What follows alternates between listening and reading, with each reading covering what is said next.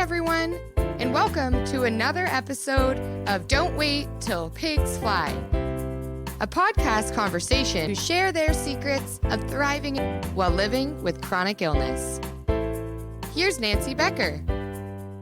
Hey everybody, I am Nancy. I'm the founder and president of Invisible Entrepreneurs. 1 out of every 2 adult Americans lives with at least one chronic illness, often called a hidden illness. The disability community is the largest minority in the world, yet instead of feeling inclusive and wrapped in camaraderie, most of us feel alone, unvalued, and unworthy. We need doctors who understand us and colleagues and family members who believe us when we tell them there's something going on with our health.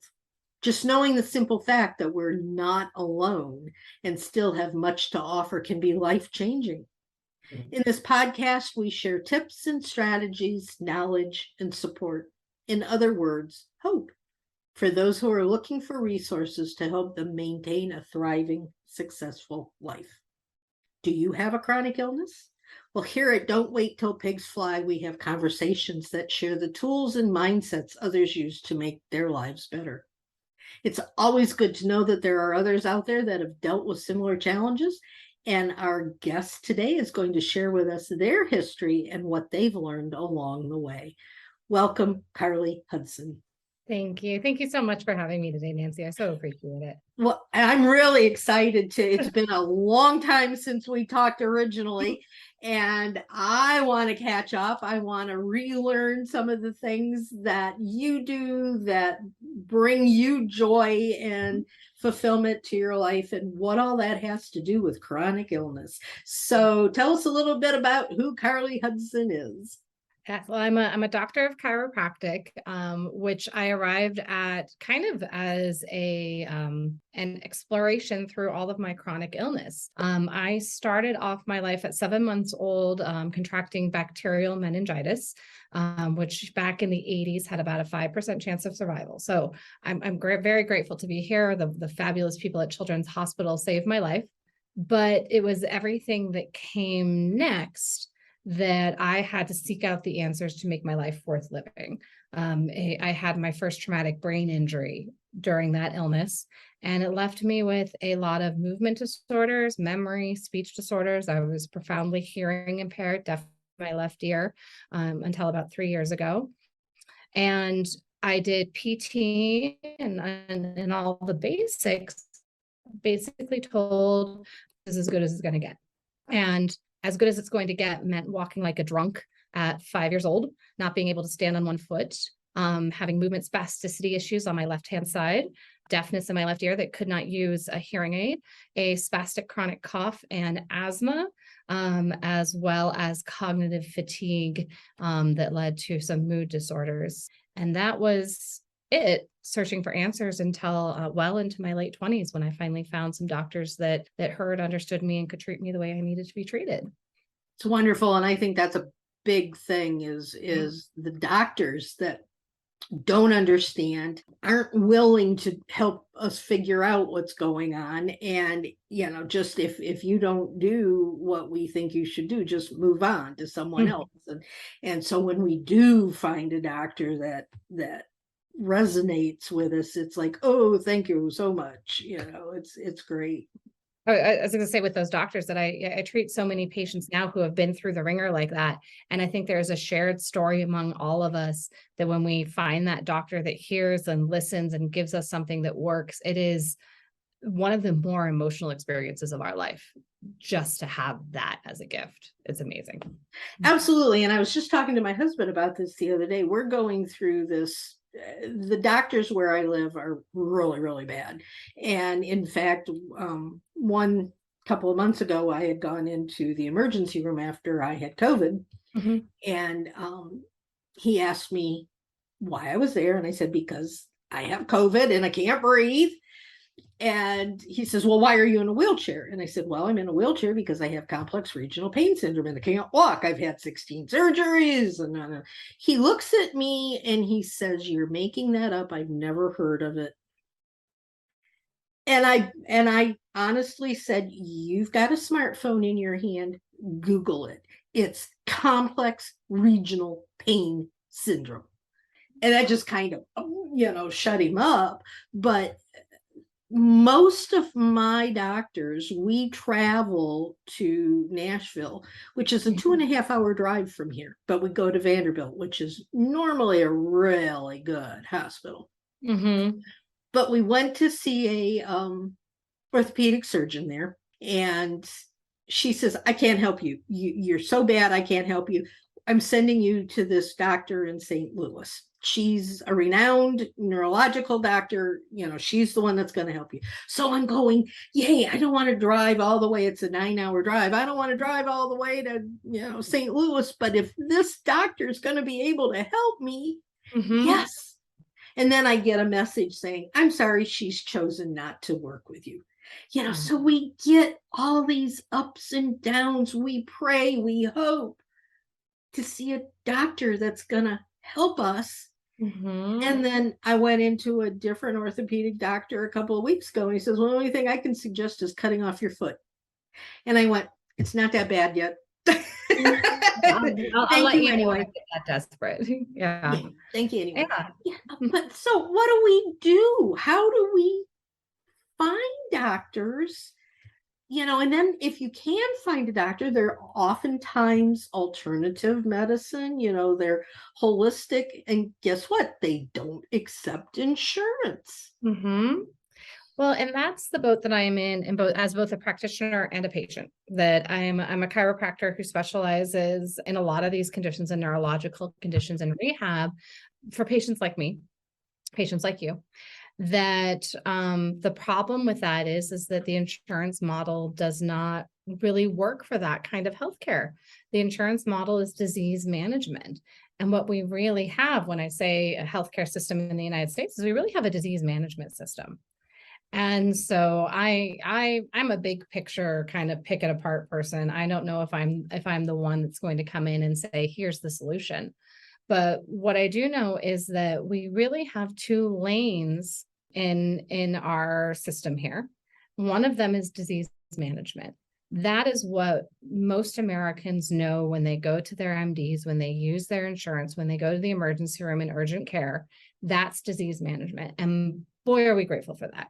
I needed disease management when I had bacterial meningitis like nobody's business. Car accidents, heart attacks, bypass surgeries, all of these things need to be diseases that are managed.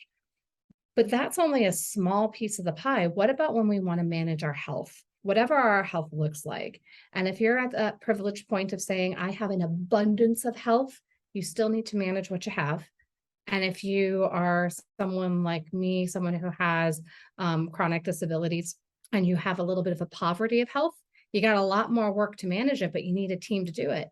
And the people who manage and work with health are people who are doing things like chiropractic and physical therapy, nutritional counseling, lifestyle management, acupuncture. All of these so-called alternative medicines are meant to get to the foundation of what makes you stronger, what makes your body be able to overcome more, versus traditional medical, which is to cut out or remove symptoms, which is sometimes what we need to be able to function, but that is not health. That is managing symptoms and disease. And I think if we can start to get this ideology set, then we start looking for answers in the right places. And that's the first step as a patient. The finances and the money and the accessibility, that is a whole nother quagmire. It's frustrating. And I've got a person who's a part of the organization right now that we're trying desperately to help. She's almost 60, so she's not really entitled to Medicare or anything yet. She works 30 hours a week. She's a waitress / bartender at a private club, a military organization, and she gets $6.50 an hour. She does not get benefits. She doesn't get vacation. She's got no insurance. She doesn't work. She doesn't get paid. And she's got a hernia that needs to be operated on. But she's also found out she's got heart issues. And everybody wants to do all these expensive tests, and they want surgery, and they want, well, they can't do this without this. And she says, it's like $130 to walk in the door of this cardiologist just to talk to them. And she says, I can't do it. I don't have the finances to do it.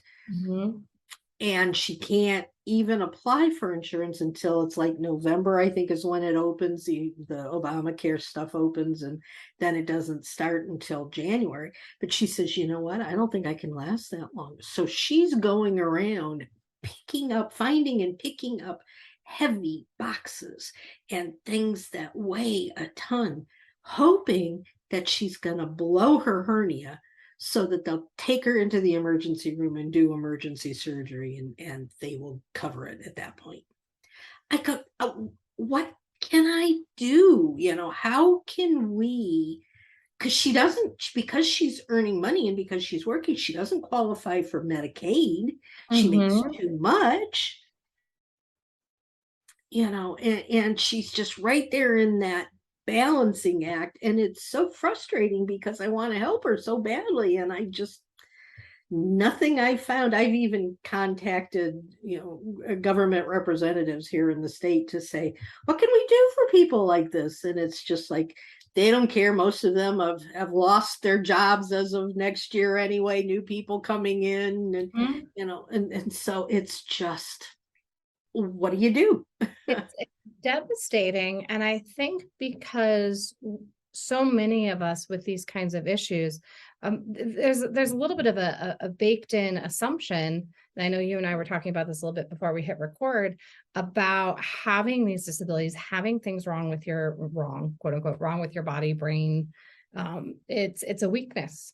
And so we spend so much time trying to keep this to ourselves and manage our way through life that I think there's a lot of misconception about just how many people are suffering and trying to figure it out, and where the system leaves so many behind, where you fall through the cracks. And it really is an emergency health system that, much like this person, there's nothing to help her until she is on the brink of death's door. And when we talk about health and healthcare, it's coming in before everything is in dire straits. I mean, you take something as simple as diabetes, which is so prevalent in the United States now. The time to treat diabetes is not when your blood sugar levels are through the roof, when your doctors are ready to put you on metformin.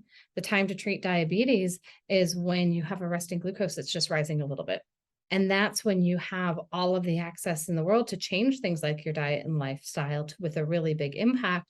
But we're not slowing down to help these people. We are the squeaky wheel that until, the house is on fire, I'm mixing all these metaphors. We're not jumping in until quite frankly, it's too late, until the damage has been done. And we are therefore leaving more people with disability because we're not intervening when health is still an option. Yeah. And it's so sad. And I did a poll on LinkedIn a couple of days ago in a group that I'm in. And I simply asked the question, what do you see what do you think of when you hear the term chronic illness or chronic disability? And I think it got almost 3,000 views on this one post. So it definitely went viral. Mm-hmm. But the comments that I got were all negative. And it was things like, oh, the only reason anybody says they have a chronic illness is because they want to justify their being lazy. Mm. Another comment was, well, it's nobody's business. I'm not telling anybody whether I have one or not. And still another one was saying, nobody cares. Why should I say anything? They're just so sad, these comments. And the last statistic I saw was the American Health Association, something like that. The CDC is way behind on their statistics, but this American Physicians, I'm not sure what it was, but it said that there are 133 million adult Americans that have at least one chronic illness. Mm-hmm. And that can be anything from diabetes to cancer to heart issues to asthma to migraines to fibro or MIND, complex regional pain syndrome, all these different things. But unless people see you in a wheelchair, with a cane, blind, all of these visible things, they don't understand or believe that you have something wrong with you. I went to a meeting the other day, and there was actually a doctor there at this meeting, and he knew that we'd been going through some medical issues here in my family, and he says, "Well, you look really good today. I know you're feeling great." And I'm going, through the whole meeting. Yeah. So, I think that's a major concern / consideration, something to think about, talk about. How do you deal with people that, if you do have the courage to get up and say, I have a disability, you just can't see it? How do people deal with those things? Well, it's a mixed bag, and I have a friend who has disability that's more visible. So we kind of trade notes. All of my disabilities are invisible. If I were to get up and walk around, I look like an able-bodied individual. If I am having a really rough day, when I had a more recent TBI, a traumatic brain injury last fall, I just didn't go out in the world. I stayed home a lot, and my husband took our daughter to all the birthday parties, and I was just always busy and working, because that was easier than trying to explain what was going on with my brain visibly. So I get to choose when I want to share it, which is a very nice privilege. No one is going to see me in a wheelchair and make an assumption about why and what for, and if my condition is actually real or not. But that also means, in this regard of why would I tell anybody and whose business is it, in this whole laziness business, you will never meet a more motivated individual than someone with an invisible disability that doesn't want you to find out, because we are hustling twice as hard so that you don't have any reason to suspect that there is anything going on here.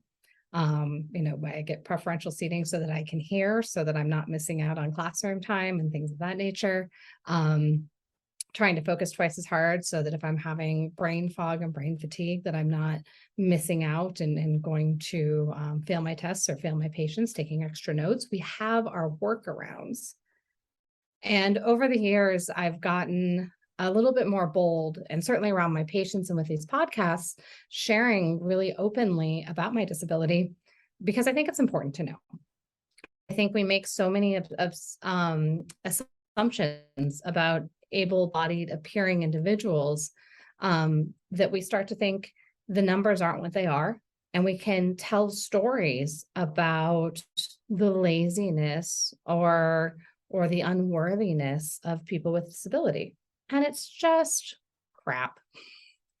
And so most of the time, thankfully, I share with people about my hearing loss or about my brain injuries or my movement disorders. And I get a lot of love and accolade about, you never would know, and oh my goodness, look what you've done with your life. But I also come from the privilege of sharing this as a small business owner who is a doctor. I get to immediately put to rest this idea of me being lazy because of how I've hustled through my disability. And becoming a doctor isn't, or CEO or whatever, isn't in the cards for everybody. And I could see just how easily someone would write me off for the same thing if I was in a different position. Yeah. It's, I get so frustrated. And then I come across the people who, and this was one of the comments on the post too, was that, well, I'm a CEO of my own business, and I have thyroid issues, and they've never bothered me one day in my life, and just on and on. And I'm going, that's really good, congratulations.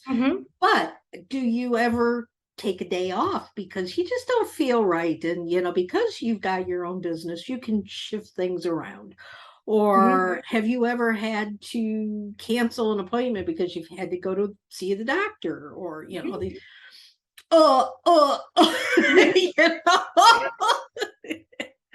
But that's the truth of it, that we really have. I was thinking about this last week, or no, last month, I should say. I had a chest cold that triggered simply an asthmatic attack with a lot of muscle spasm. I had to take a week off of work.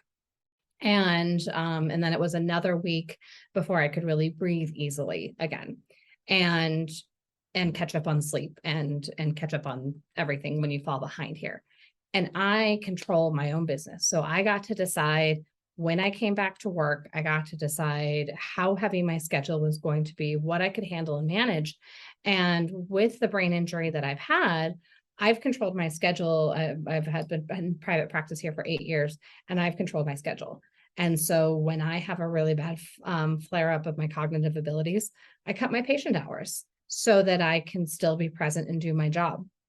I think constantly how frequently I would have been fired if I had been your average W-2 employee, because they're just can't keep up. Just days I can't keep up. Yeah. And that was actually going to be my next question, is we are truly lucky and even blessed, because we do have control over our lives to a large extent. We don't have control over our health, unfortunately, but we do have control over what we do and how we live. But for someone who's still in that 9 to 5 work, or has a family with 3 little kids and a husband who wants his dinner on the table when he gets home from work, and all these kinds of things, it's got to be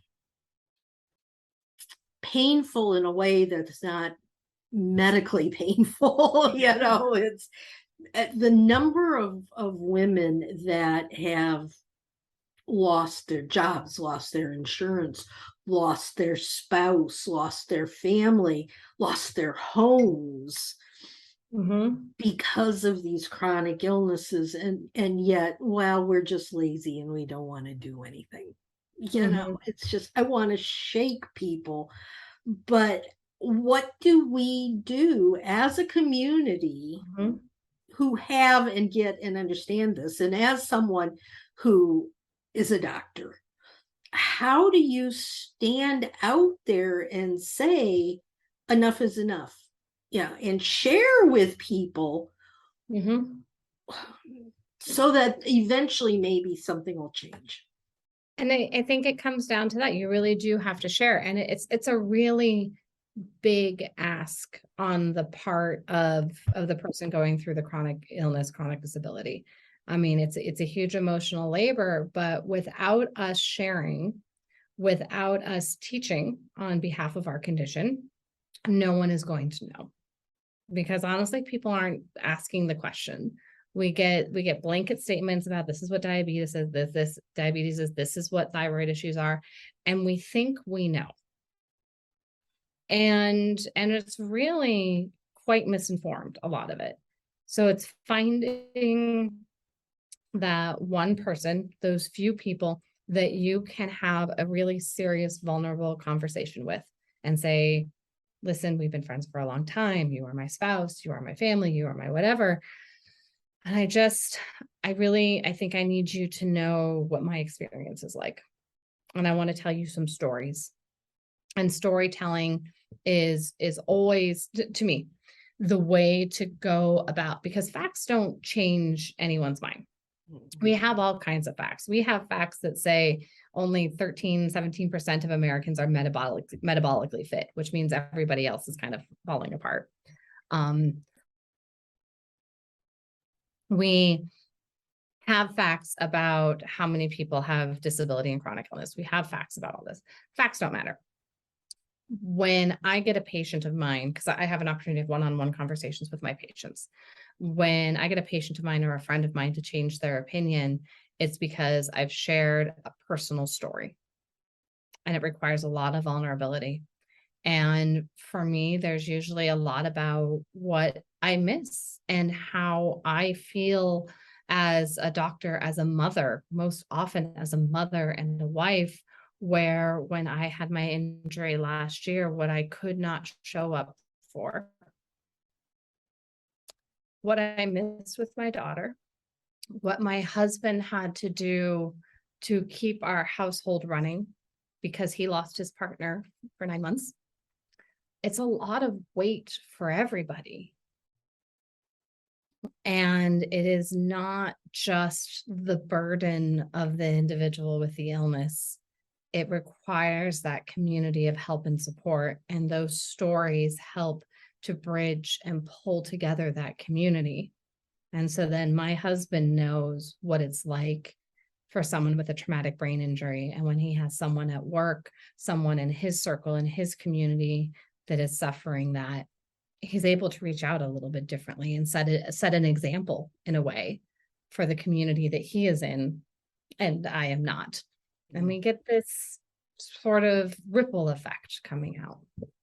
It's not easy. It's not short term. It's going to take a lot of time and energy and hard work. But, I think we're on the right track. And it's people like you that are coming on podcasts like this and talking about these issues that are really going to make a difference. And I thank you sincerely for that, because it's so important. And we need to hear that there is hope, first of all, but that we're not the only ones. Yeah. I mean, I think about growing up, my best friend, that I've mentioned her before, but she had invisible disabilities as well at the time. And here we both were sitting in this high school classroom doing our darndest to show up as normal, to show up as able-bodied without the complications that were going through our body. And it was another 1.5 years or so before we finally had these conversations that started to unwind into, oh, you were faking it. I was faking it. I was sick and miserable. And it has become this amazing bonding. And we can turn to each other when we have a situation of, I don't know how she started a new job. How do I want to show up with this to the people in my workplace? Or I'm having a flare up and I'm tired of talking about my flare ups. How do I forgive myself for going through something out of my control again? And that is another place where community is really bolstering, because we can get into our own doom spirals about how our health is and its limitations, and you get someone who knows the language and has the empathy and understands what you're going through to tell you the things that they're going to need to hear one day. You can share with each other and lift each other up, and that has been just priceless. That's beautiful. We're running out of time, but I do have a couple of other questions for you. How does someone with all of these different kinds of chronic diseases get help from a chiropractor? I've always thought of a chiropractor as, oh, my back's out of joint. What do I need to do to get it stand up straight? How does a chiropractor help? So chiropractic, there's a lot of different breeds of chiropractor to start. So I know a lot of people are familiar with this approach that I kind of call rack 'em and crack 'em, which is just really quick adjustments. And honestly, quick in and out adjustments like that are really fantastic for more able-bodied individuals. They can be a lot of sensory input on the body. They can be a lot of changes in quick succession. And you may or may not tolerate that, especially with something like regional pain syndrome or traumatic brain injury. But if you have chronic physical pain disorders, even sciatica, anything congenital like congenital hip issues, that kind of chiropractic adjustment can be the magic touch to just keep you going, putting yourself back in alignment like that.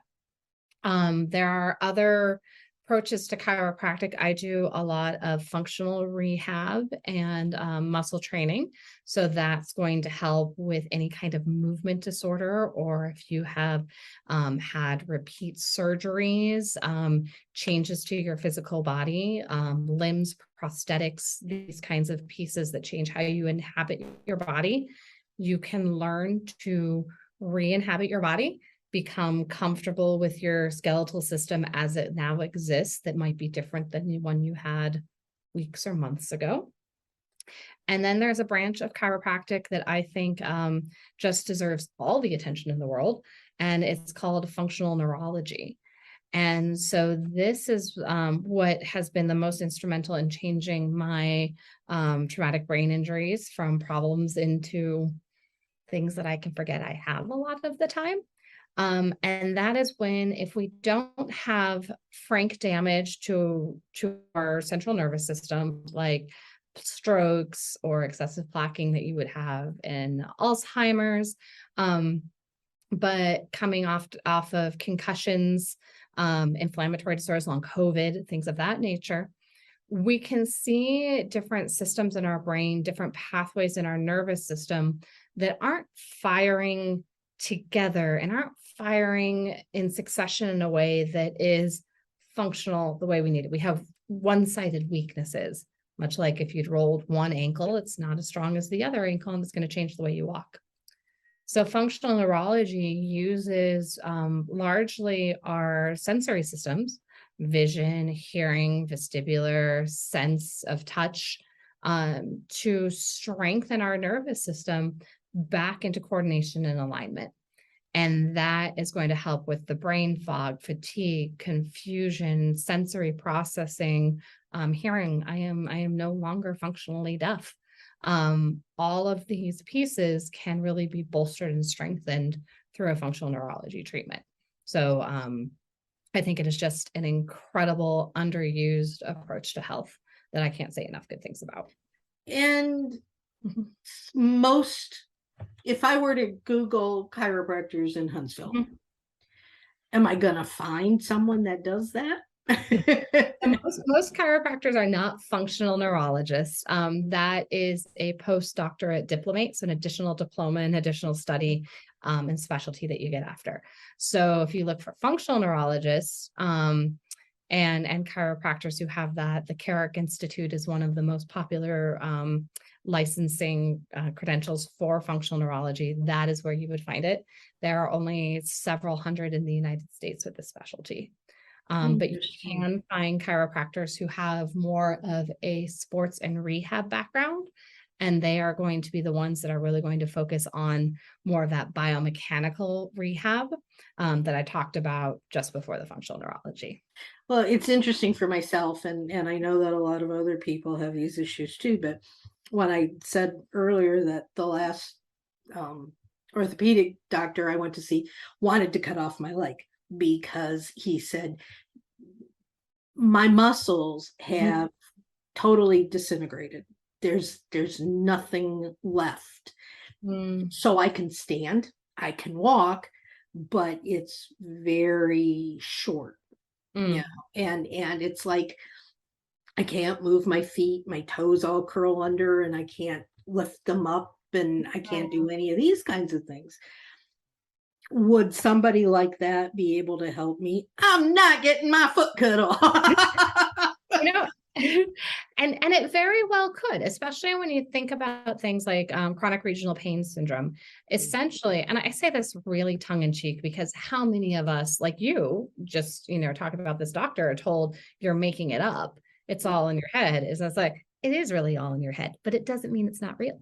It's how our brain is processing and interpreting.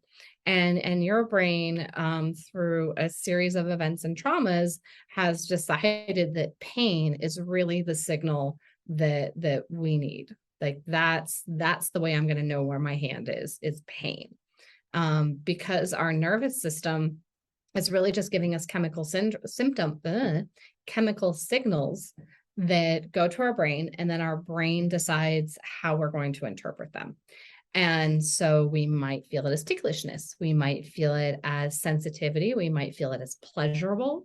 We might feel it as neutral, or we might feel it as pain, or any number of other options. So some of this functional neurology can work on how do we process, how does our brain interpret sensory signals? So it can make changes in chronic regional pain syndrome. Misophonia is the interpretation of sound and chewing being a painful experience. We can change that processing. Hypersensitivity to light. I know there are probably many people listening that need the dark sunglasses to go outside. We are I was one of them, those people. We are over processing the brightness, the signals of light. Which is why I'm wearing my blue light glasses right now. But living in Colorado with 360 days of sunshine a year was really kind of a burden growing up, when Portland was my jam. I needed some cloud cover to help me out. So all of this is going to help challenge and change how we are processing information that comes into our body. Very interesting. Very, very interesting. So I'm going to have to do some research. Yeah, I'm happy to hook you up with any resources.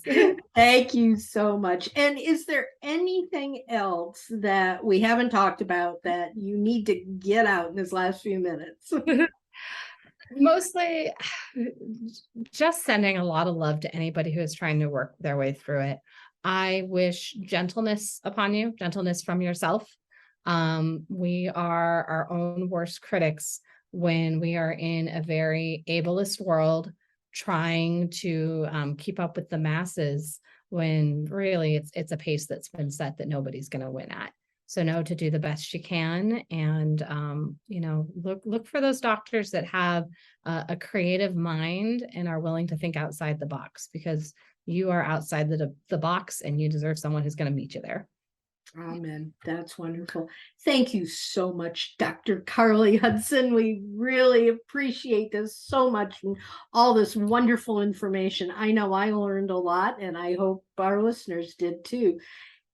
Finally, to wrap up, after a podcast, often people want to know more about some of the things that we're doing at Invisible Entrepreneurs. If you'd like to hop on a Zoom call, my contact information is in the show notes. Dr. Hudson's will be as well. Right now, we're working on our art contest, Beauty Within and Around. What does it look like to live a day in the life of someone with a chronic illness? If you'd like to showcase your artwork, head on over to invisibleentrepreneurs.org and check out the events page, and we'd love to include your vision of chronic illness. Thanks, guys, for listening. If you have any questions or would like to share ideas for future topics, send me a message at nancy@invisibleentrepreneurs.org, and we'll see if we can't get that arranged. But until next time, get out there, be productive, have hope, and live your best life. You've got this. Take care, y'all, and we'll talk again soon. Bye-bye.